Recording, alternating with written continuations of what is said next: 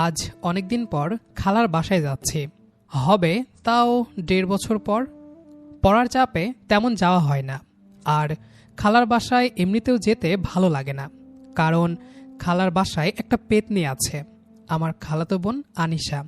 খুব বিরক্ত করে, তাই যাওয়া বাদ দিয়ে দিয়েছি। আমি তন্ময় চৌধুরী। কিছুদিন হলো পড়ালেখা শেষ হয়েছে, বর্তমানে বেকার বসে আছি। আম্মু সকালে বলল যে খালাদের বাসায় ঘুরে আসতে ভালো লাগবে। আম্মুর ওপর না করতে পারি না, তাই এক জোরপূর্বকভাবেই যাচ্ছি খালাদের বাসায়। ট্রেনে করে যেতে হবে কুমিল্লা। ট্রেন থেকে নেমে আম্মুকে কল দিলাম। আম্মু, আমি তো পৌঁছে গেছি, কে নিতে আসবে? আনিসা তোকে নিতে গেছে, দেখ। কি বলো, ওই পেতনিটা? তাহলে কিন্তু আমি এখনই ঢাকা চলে যাব। আরে রাগ করিস কেন? তোর খালাই তোকে আনতে যেত। তোর খালার এত সময় ছিল না, তাই যেতে পারেনি। তুই যাবি বলে তোর খালা কত খুশি তুই জানিস? আচ্ছা, আনিশা কোথায়? দেখতে পারছি না তো। আনিসাকে ফোন দে তাহলে। নাম্বার নাই, তুমি ফোন দিয়ে আমার নাম্বার দিয়ে ফোন দিতে বলো। আচ্ছা। আম্মু কল কেটে দিল। কিছুক্ষণ পর একটা অচেনা নাম্বার থেকে কল এলো। আমি রিসিভ করলাম। হ্যালো, কে? আমি আনিশা। ও তুই? শোন, আমি একাও যেতে পারবো। তোর যেহেতু দেরি হচ্ছে, তাই একাই যাই। আমি তো সেই কখন থেকে অপেক্ষা করছি। তুমি কোথায় আছো বলো? আমি তো স্ট্যান্ডে দাঁড়িয়ে আছি। আচ্ছা, তুই কি কালার ড্রেস পরেছিস? গোলাপি। তোর হাতে কি পানির বোতল? কিন্তু তুমি কিভাবে জানলা? আমি তোকে দেখতে পেয়েছি। তুই দাঁড়া, আমি আসছি। এই বলে আমি ওর সামনে গেলাম। গিয়ে তো আমি এক প্রকার ক্রাশ খেলাম ওকে দেখে। মাত্র ১.৫ বছরে এতটা পরিবর্তন। ওর কথা শুনে বাস্তবে ফিরে এলাম। তুই আনিশা নাকি অন্য কেউ? কেন, চিনতে অসুবিধা হচ্ছে নাকি? ১.৫ বছর আগে তো আমি অন্য এক আনিশাকে দেখেছি। শোনো, সময়ের সাথে সাথে অনেক কিছুর পরিবর্তন হয়, যেমনটা ধরো আমিও। আচ্ছা, এভাবে আর কতক্ষণ দাঁড়িয়ে থাকবো, চলো। ও হ্যাঁ, চল। আনিশা আমার আগে আগে হাঁটছে আর আমি পেছনে। তারপর রিক্সা নিলাম, কিন্তু আগে যেমন রিক্সায় উঠে কথা বলে, এখন তার বলে না। রিক্সা থেকে নেমে বাসায় আসার পর খালা আমাকে দেখে অভিমানী কণ্ঠে বলল, আমাদের তো একেবারেই ভুলে গেছিস, এতদিন পর আমাদের কথা মনে পড়ল? তখনই আনিশা বলল, আম্মু অনেক দূর থেকে এসেছে, আগে রেস্ট নিক, তারপর না হয় কথা বলো। তারপর আনিশা আমাকে একটা রুমে নিয়ে গেল। আনিশা আসার সময়ও কিছু বলেনি, তাই আমি বললাম, কেমন আছো আনিশা? যদিও এর আগে ওকে কোনোদিন তুমি করে বলিনি, এই কেন জানি এইবার বেরিয়ে গেল। আনিশা বলল, ভালো আছি। কি মেয়ে রে বাবা, একবারও বলল না যে আমি কেমন আছি? এর আগে যতবার এসেছি কথা বলে বলে কান ঝালাপালা করে দিয়েছিল, কিন্তু এবার কোনো কথাই বলছে না। আর বলবেই বা কি করে? এর আগের বার কম অপমান করেছিলাম নাকি? বুঝলেন না তো? চলুন অতীত থেকে একটু ঘুরে আসি। ১.৫ বছর আগের কথা। একদিন আনিশাদের বাসায় শুয়ে আছি, তখন আনিশা এসে বলল বাইরে যাবে ঘুরতে। তখন আমি বললাম, আমি পারবো না, তুই একাই যা। কিন্তু ওর জোড়াজড়িতে যেতে রাজি হলাম। আমারও খুব ইচ্ছে হলো গ্রাম ঘুরে দেখার, তাই গেলাম। আমরা দুজনেই হাঁটছি, তখন হঠাৎ আনিশা আমার সামনে এসে দাঁড়িয়ে বলল, তোমাকে একটা কথা বলতে চাই। হ্যাঁ বল। আমি জানি না তুমি কিভাবে নেবে, তবুও আমাকে বলতেই হবে। কি বলবি? তন্ময়, আমি তোমাকে খুব ভালোবাসি, নিজের থেকেও বেশি। কি? বিশ্বাস করো, সত্যি বলছি। নিজের খালাতো বোনের মুখে ভালোবাসার কথা শুনে আমি তো অবাক। আমি বললাম, আরে তুই কি পাগল হয়ে গেছিস? কাকে তুই কি বলছিস? আমি তোর নিজের খালাতো ভাই, আর তুই আমাকে ভালোবাসিস মানে? খালাতো ভাই হয়েছে তো কি হয়েছে? কোথাও কি লেখা আছে যে খালাতো ভাইকে ভালোবাসা যাবে না? প্লিজ ফিরিয়ে দিও না, আমি তোমাকে অনেক ভালোবাসি। এইটা কোনোদিনও সম্ভব না। আপনারা ভাবছেন আনিশা হয়তো দেখতে খারাপ।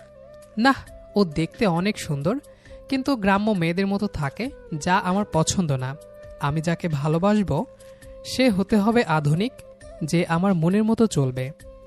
আনিশা আমার কথা শুনে কান্না করতে করতে বলল, তুমি যেভাবে বলবে আমি সেভাবেই চলবো, তবুও আমাকে ফিরিয়ে দিও না। আমার পক্ষে সম্ভব না আনিশা, তুই এসব মাথা থেকে ঝেড়ে ফেলে দে। এরপর থেকে কেন জানি ওকে দেখলে আমার সহ্য হয় না। তারপর থেকেই খালাদের বাসায় আর বেশি যেতাম না। গেলে খালি ভালোবাসি ভালোবাসি বলে কান ঝালাপালা করে দিত। লাস্টে আমি বলেছিলাম, তুই যদি পরিবর্তন হতে পারিস তাহলে আমি তোকে ভালোবাসবো। এই বলে ওদের বাসা থেকে চলে এসেছিলাম। আর তারপর কতদিন পর এলাম তা তো আপনারা জানেনই। এসব ভাবতে ভাবতে কখন যে ঘুমিয়ে পড়েছিলাম মনে নেই। ঘুম থেকে উঠে খেয়ে নিলাম। দেখলাম খুব সুন্দর করে সেজেছে আনিশা। মেয়েটা একদম পাল্টে গেছে। আগে তো সারাদিন আমার সাথে লেগেই থাকতো, আর এখন খোঁজ খবরই পাওয়া যায় না। আমি আনিশাকে বললাম, আনিশা চলো বাড়ি থেকে ঘুরে আসি। আমার কাজ আছে, আমি পারবো না যেতে। আমিও আর কিছু বললাম না। আমিও আনিশাকে ভালোবাসতাম, কিন্তু ওর চলাফেরা আমার পছন্দ হয়নি, তাই গ্রহণ করিনি। কিন্তু এখন তো ওকে ভালোবাসতে ইচ্ছে করছে। শুধু ভালোবাসতে না, বউ বানাতে ইচ্ছে করছে। কিন্তু কিভাবে যে বলি। কিছুক্ষণ পর আমি শুয়ে আছি, তখন আনিশা আমায় দরজায় এসে বলল, কি করো? দেখতেই তো পাচ্ছ শুয়ে আছে।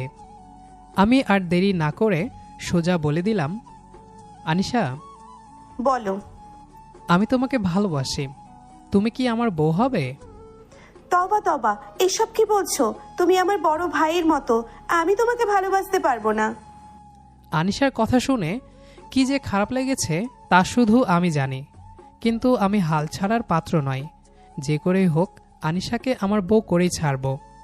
সেদিন খাওয়ার সময় খালাকে উদ্দেশ্য করে বললাম, খালা আমাকে তোমার কেমন লাগে? মানে কেমন লাগবে আবার? মানে আমি যদি তোমার মেয়েকে বউ বানাই তাহলে আমাদের দুজনকে কেমন দেখতে লাগবে? ভালোই লাগবে। আমি তো আনিশাকে রাগাতে চেয়েছিলাম, কিন্তু এ কি, ও রাগ না করে হাসছে কেন?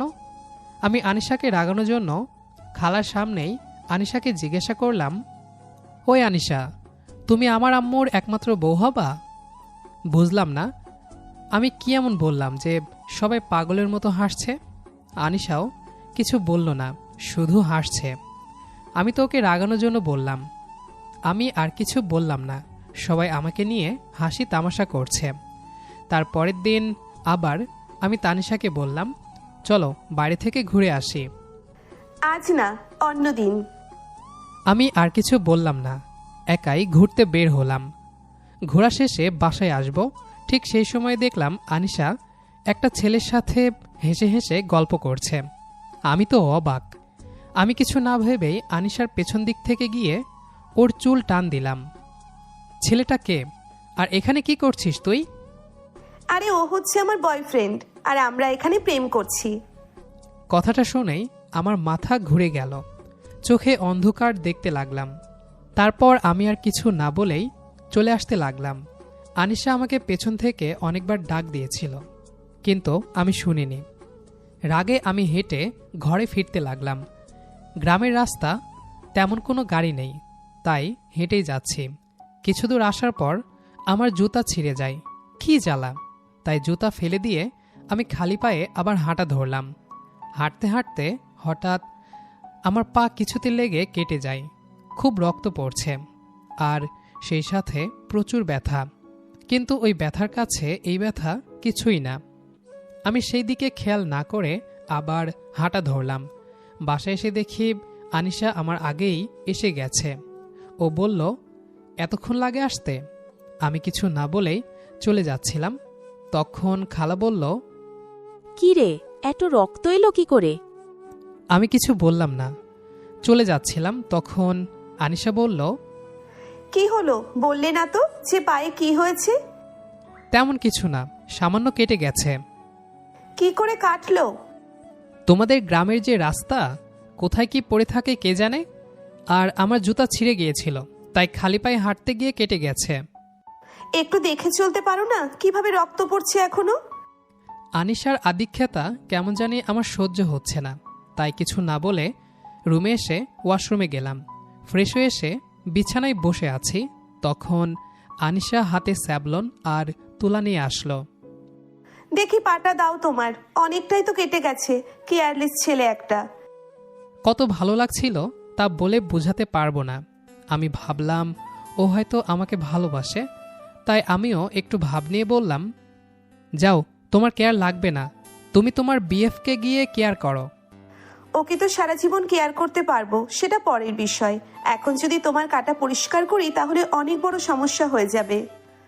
আনিশার কথা শুনে আমি আবার অনেক বড় কষ্ট পেলাম। ও ওর বয়ফ্রেন্ডকে সারা জীবনের জন্য পেতে চাই। আমি ভাবছিলাম ও হয়তো আমাকে ভালোবাসে, তাই এসব করছে। ওর কথায় আমার আরও রাগ উঠল।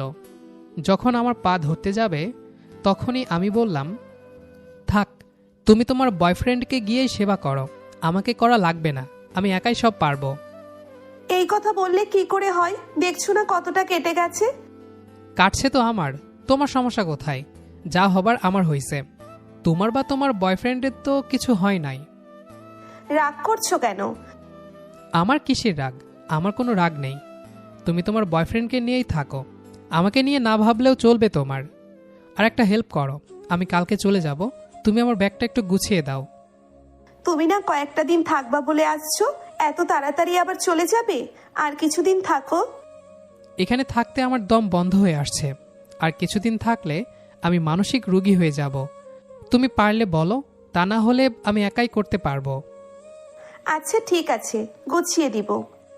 আমি আবার অবাক হলাম যে মেয়ে কিনা আমায় থাকার জন্য কত আবদার করত, এখন সেই মেয়ে বলে কিনা চলে যেতে। অবাকের পর অবাক হচ্ছি। এ কি সেই আনিশা নাকি অন্য কেউ? নাকি আধুনিকতার জন্য মনে অহংকার জন্ম নিয়েছে? তুমি এখন আমার সামনে থেকে যাও, আমার ভালো লাগছে না। কিন্তু তোমার পায়ের অবস্থা তো খারাপ। ওই, আমার কি হলো না হলো সেটা তোমাকে না ভাবলেও চলবে। আনিশা চলে গেল। আমি মনে মনে বললাম, আমার পায়ের অবস্থায় দেখলি মনের অবস্থা বুঝলি না। আর বুঝবেই বা কেমন করে? ওর জীবনে তো অন্য কেউ আছে, তাকে বুঝবে, আমাকে কেন বুঝবে? এসব ভাবতে ভাবতে ঘুমিয়ে গেলাম। ঘুম থেকে উঠে দেখি আনিশা আমার মাথায় পানি ঢালছে। ব্যথার কারণে জ্বর চলে আসছে। আমি আনিশাকে বললাম, তুমি এখানে কেন? আর আমার মাথায় পানি ঢালছো কেন? তুমি তোমার বিএফের মাথায় পানি ঢালো গিয়ে। ওর মাথায় সারা জীবন পানি ঢালতে পারবো। এখন তুমি অসুস্থ, তাই তোমার সেবা করছি। চাই না তোমার সেবা, আমি চলে যাব। যাবা যাও, কিন্তু সুস্থ হয়ে যাও। এখন গেলে খালা কি না কি ভাববে, বলবে আমার পিচ্ছি ছেলেটা অসুস্থ, আর তাও তোমাকে আমরা যেতে দিয়েছি। আম্মু কি বলবে না বলবে তা ভেবে তোমার কোনো কাজ নেই। আমি কালকেই চলে যাব। এখানে থাকলে আরও বেশি অসুস্থ হয়ে যাব। আমি দেখলাম আমার পায়ে ব্যান্ডেজ করা। আমি আনিশাকে জিজ্ঞেস করলাম, আমাকে কে ব্যান্ডেজ করেছে? আমি করে দিয়েছি। তুমি কেন করলে? তুমি তোমার বয়ফ্রেন্ডকে করো গিয়ে। ওকে করব বলেই তো তোমাকে দিয়ে শিখে নিচ্ছি। তোমার তো মনে হয় খিদে পেয়েছে, তুমি দাঁড়াও, আমি খাবার আনছি। আনিশা চলে গেল। আমি বসে রইলাম। মনে হলো আমি আমার বইয়ের সেবা পাচ্ছি, কিন্তু তখনই মনে হলো ও তো অন্য কাউকে ভালোবাসে। আমি শুয়ে আছি, আনিশা খাবার নিয়ে এলো। যখনই আমাকে খাইয়ে দিতে যাবে ঠিক তখনই আমি খাবার প্লেটটা ফেলে দিলাম। ঠিক তখনই খালা এলো আর বলল, কিরে, কি হলো?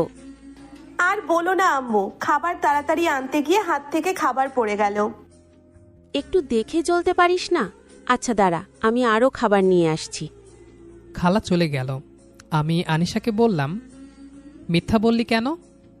ভাবছিলাম স্বামীর জন্য পরে তো একটু মিথ্যে কথা বলতেই হবে, তাই এখন থেকে শিখে নিচ্ছি। এই বলে সে হাসতে হাসতে চলে গেল। আমি ভাবতে লাগলাম, আনিশা কেন এমন করলো? আমি তো ওকে ভালোবাসি। এইসব ভাবতে অনেক কষ্ট হচ্ছে আর কান্নাও করতে ইচ্ছে করছে, কিন্তু ছেলেদের নাকি কান্না করা যায় না। পরের দিন কাউকে কিছু না বলেই বাসা থেকে বেরিয়ে পড়ি। বাসায় যাওয়ার জন্য স্টেশনে গেলাম। এসে দেখি সেদিনের সেই ছেলেটি, মানে আনিশার বয়ফ্রেন্ড। তারপর আমি তার সাথে কথা বলে যা শুনলাম তাতে তো আমার হুঁশ উড়ে গেল। ওর সাথে কথা বলে জানতে পারলাম আনিশাও আমাকে অনেক ভালোবাসে। আর ওই ছেলেটা আনিশার না, বরং তার ফ্রেন্ডের বয়ফ্রেন্ড। তাদের মধ্যে একটা ঝামেলা হওয়ায় ছেলেটা আনিশার সাথে দেখা করে। আমি ছেলেটাকে ধন্যবাদ জানিয়ে ট্রেনে করে ঢাকায় আসলাম।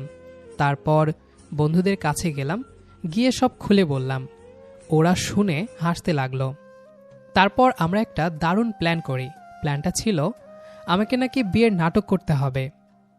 আমি বললাম, এটা কিভাবে সম্ভব? আম্মু আব্বু কি রাজি হবে? ওরা বলল, আমরা যা যা বলবো তুই শুধু হ্যাঁ হ্যাঁ করে যাবি। তার পরের দিন সব বন্ধুরা আমার বাসায় আসে। আসার পর আব্বুকে বলে আমি নাকি রিয়াকে ভালোবাসি, আর রিয়াকে বিয়ের জন্য পরিবার চাপ দিচ্ছে, তাই সে সুইসাইড করার সিদ্ধান্ত নিয়েছে। রিয়া হচ্ছে আমার ফ্রেন্ড সাগরের গার্লফ্রেন্ড। আব্বু শুনে অনেক রেগে যায় আর আমাকে জিজ্ঞেস করলো এসব সত্যি কিনা। আমিও বললাম হ্যাঁ। তারপর কিছুক্ষণ বকে আব্বু বলল, যা হবার তা তো হয়েছে, এবার মেয়ের বাসার ঠিকানা দাও।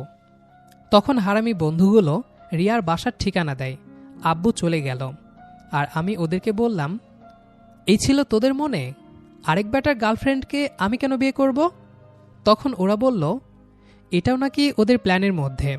ওদের প্ল্যান অনুযায়ী সব চলতে থাকে। আব্বু এসে আমাকে ডাক দিল আর বলল, আর 6 দিন পর নাকি আমার বিয়ে। আহ, কি আনন্দ! তবে আমার না, সাগরের। কারণ বিয়েটা আমি করব না, করবে সাগর। হারামি বিয়ে করবে বলে অনেক খুশি। ওরা বলে আমার বিয়ের কথা শুনে নাকি আনিশা নিজে এসেই আমাকে বলবে ভালোবাসি। ওরাও বলেছিল আনিশা নাকি আমাকে খুব ভালোবাসে। আমার ভয় হচ্ছে যদি আনিশা আমার মিথ্যা বিয়ের কথা শুনে আমাকে ছেড়ে দূরে চলে যায়, তখন তো এপারও গেল ওপারও গেল। ওরা বলল আনিশা নাকি আমার বিয়ের কথা শুনে আমার কাছে আসতে চাইবে। পরের দিন সকালে ঘুম থেকে উঠে দেখি আনিশা আমার পাশে বসে আছে। আমার জানা মতে তো ওদের আরও 2 দিন পর আসার কথা, তাহলে এত তাড়াতাড়ি কেন? আমি আনিশাকে বললাম, এত তাড়াতাড়ি এলে যে তোমরা? ও কিছু বলছে না, শুধু মুখের দিকে চেয়ে আছে। কিছুক্ষণ পর ও বলল, তুমি কি সত্যি অন্য কাউকে ভালোবাসতে? কেন বলো তো? না, এমনি জিজ্ঞেস করলাম। এরপর থেকে আনিশা আমার কাছে আসতে চায়, একটু সময় পেতে চাই, কিন্তু আমি পাত্তা দিই না। ওদের কথা মতো আনিশাকে এড়িয়ে চলি। এভাবে বিয়ের দিন চলে এলো। আমার বন্ধুরা, আত্মীয় স্বজনরা সবাই একে একে চলে এলো। আসবারই কথা, বাবার একমাত্র ছেলের বিয়ে বলে কথা। বিয়ের দিন সকালে রুমে বসেছিলাম, তবে আমার বিয়ে না, সাগরের। হারামিটা খুব খুশি, আমার বাপের টাকায় বিয়ে করছে। আমি বসেছিলাম, তখন হঠাৎ করে আনিশা এসে আমাকে জড়িয়ে ধরে কান্না করতে লাগলো। আমারও খুব ইচ্ছে করছিল ওকে জড়িয়ে ধরে বলি, পাগলি, আমি কাউকে বিয়ে করছি না, আমি শুধু তোমার। কিন্তু এটা করলে পরে সাগরের বিয়ে হবে না, তাই আমি ওকে ছাড়িয়ে চলে এলাম বাইরে। তারপর আমি জামাই সেজে বিয়ের জন্য বেরিয়ে পড়ব, তখন দেখি হারামি রাফি নাই। ওর নাকি সকাল থেকে পেট খারাপ, 10-12 বার গিয়েছিল এতক্ষণে, তাই ওকে রেখেই আমরা রওনা দিলাম। কিছু দূর আসার পর হঠাৎ আম্মুর কল আসলো আমার ফোনে। আমি রিসিভ করলাম। হ্যাঁ আম্মু, বলো। রিহান, তুই কোথায়? তাড়াতাড়ি বাসায় আয়। আনিসা আত্মহত্যা করতে গিয়েছিল, আমরা ওকে হাসপাতালে নিয়ে এসেছি। তুই বাবা তাড়াতাড়ি চলে আয়। আমরা সব জানি আজ তোর বিয়ে না, আজ সাগরের বিয়ে, আর তুই আনিসাকে ভালোবাসিস। তোর বাবা ওই বাড়িতে সব বলে দিয়েছে। সাগরের বাবা মা কথা বলতেছে। তুই বাবা তাড়াতাড়ি হাসপাতালে চলে আয়। আম্মুর কথা শুনে আমি আর নিজেকে ধরে রাখতে পারলাম না। সাগর আমাকে দেখে বলল, কি হয়েছে? আমি ওকে সব বললাম। সাগর বলল, আমরা কি একটু বেশি করে ফেললাম? আচ্ছা চল, এখন আমরা হাসপাতালে যাই। তারপর আমরা গাড়ি ঘুরিয়ে হাসপাতালে চলে আসলাম। এসে জানতে পারি আনিশা নাকি আর নেই, কিছুক্ষণ আগেই নাকি আমাদের ছেড়ে চলে গেছে। আমি অনেক কান্না করতে লাগলাম। সাগর এসে আমাকে দাঁড় করালো। আমি দৌড়ে গিয়ে আনিশাকে জড়িয়ে ধরে বলতে লাগলাম, আনিশা, এই আনিশা, দেখ আমি এসে গেছি, তুই ওঠ। আমিও তোকে অনেক ভালোবাসি। তুই আমাকে ছেড়ে যেতে পারিস না, তুইও তো আমাকে ভালোবাসিস। ওঠ আনিশা, ওঠ। বলেই আমি অঝরে কাঁদতে লাগলাম। কিছুক্ষণ পর দেখলাম আনিশা নড়ে চড়ে উঠল আর বলল, আমিও তোমাকে অনেক ভালোবাসি। আমি তো অবাক, কি হচ্ছে এসব? মানে মানে এইটা একটা প্ল্যান ছিল। কেন এসব করলে? করব, 1000 বার করব। যদি তোমার কিছু হয়ে যেত, আমি কি নিয়ে বেঁচে থাকতাম? আমাকে বিয়ে করবে? না। কেন? কারণ তুমি আমাকে অনেক কষ্ট দিয়েছ। এখন থেকে আর কষ্ট দিব না, অনেক ভালোবাসবো তোমাকে। সত্যি তো? আমি আজকে বিয়ে করব। কিন্তু এটা কিভাবে সম্ভব? আমি কিচ্ছু জানি না, আমি আজকেই বিয়ে করব।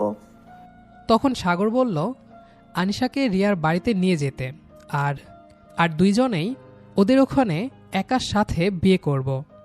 সবাই তাই করতে বলল। তারপর আর কি, আমাদের বিয়েটা হয়ে গেল। এখন আনিশাকে বাসায় নিয়ে আসলাম। রুমে এসে দেখি আনিশা বিছানা সাজাচ্ছে। আমি বললাম, কি করছো? আজকের দিনে নতুন বউদের ঘোমটা দিয়ে বিছানায় বসে থাকতে হয়, আর তুমি খাট সাজাচ্ছ? ঘোমটা দিয়ে থাকে যারা নতুন বউ হয়ে আসে, তারা একে অপরকে চেনে না, তাই লজ্জায় ঘোমটা দিয়ে বসে থাকে। আর আমি তো তোমাকে ছোটবেলা থেকেই চিনি। ও আচ্ছা, এখন এগুলো বাদ দাও। আমার না খুব পাচ্ছে। কি পাচ্ছে? কি পাচ্ছে বুঝছো না? না। ওয়েট, বোঝাচ্ছি। এই বলে আমি ওকে বুকে জড়িয়ে নিলাম। আনিশার নিঃশ্বাস আমার বুকে এসে থেমে গেল। হৃদস্পন্দনের শব্দে যেন দুজনের সব না বলা কথা মিলেমিশে গেল। আনিশা ফিসফিস করে বলল, এতদিন পরে আসল ঠিকানা খুঁজে পেলাম। আমি ওর কপালে ঠোঁট ছুঁয়ে বললাম, অনেক সাধনার পর তোমাকে পেলাম। ওর চোখের কোণে জমে থাকা জল আমার আঙ্গুল দিয়ে মুছে দিয়ে বললাম, এই চোখে পানি মানায় না। আনিশা আমার বুকের ভেতর মুখ লুকিয়ে হাসল। সে হাসিতে ছিল শৈশব, অভিমান আর সারা জীবনের অধিকার। কখনো কখনো ভালোবাসা আমাদের কাছেই থাকে, কিন্তু আমরা সেটা বুঝতে দেরি করে ফেলি। তন্ময় আর আনিশার গল্পটাও ঠিক তেমনই।